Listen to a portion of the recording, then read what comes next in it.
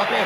¡Doblete de Mbappé! ¡Ya llevamos 2 en el minuto 15! Es una vergüenza, tío. Vaya robo, siempre igual esta gente, tío. No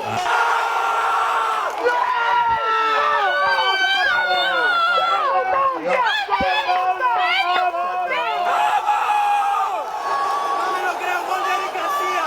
No me lo creo, hermano. ¡Vamos! ¡Eric García! ¡El que os reíais! ¡Eric García! ¡Vamos! ¡Y sin árbitro! ¡Vamos! ¡No me jodas! ¡No me jodas, tío! Pero míralo, tío. 5, 6, 7 jugadores y le marca un gol de cabeza. ¡Se remonta esto! ¡Los reyes de la remontada! ¡Esto se remonta! ¡Lamin! ¡Lamin! Oh, míralo. Es que lo he dicho. Lo he dicho. Este niño, si tiene un buen día, te la lía. No me lo puedo creer, estoy hasta los pelotas del puto niño este de 17 años, hermano. Pero ¿qué le pasa, tío? Está enfermo. ¡Qué golazo de Lamin! ¡Qué golazo de Lamin, hermano! ¡Nuestra pesadilla!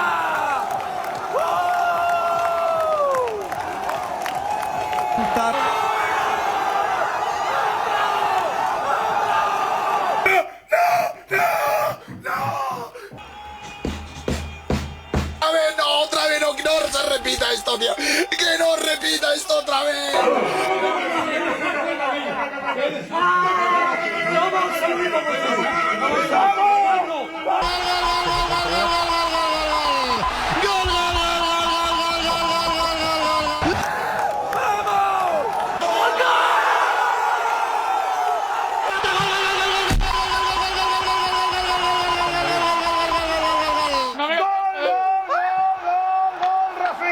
Somos una banda, hermano.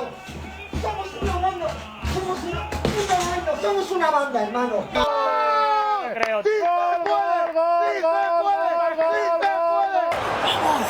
¡Vamos, hostia! Esto se remonta, papá. ¡Vamos! Vamos, coge